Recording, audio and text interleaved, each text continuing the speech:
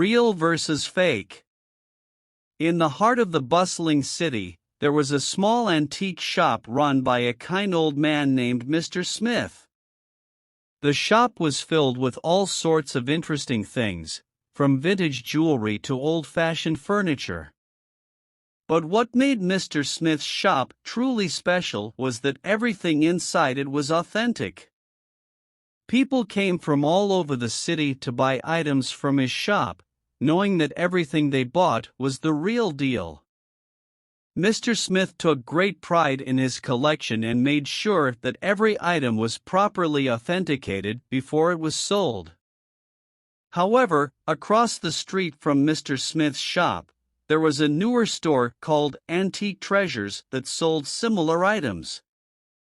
Unlike Mr. Smith, the owner of Antique Treasures, a young woman named Sarah, was not as careful about authenticity.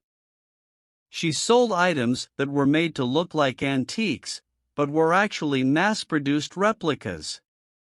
Sarah didn't care as long as people were willing to pay for them.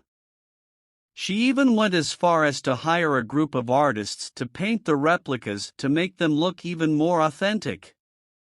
Mr. Smith was aware of the new store and its practices, but he chose not to confront Sarah about it. Instead, he kept focusing on his own collection and his customers. However, things took a turn when a customer who had bought a rare vase from Antique Treasures came to Mr. Smith's shop to get it appraised. Mr. Smith immediately recognized the vase as a fake, and the customer was devastated. Mr. Smith decided it was time to confront Sarah about her practices.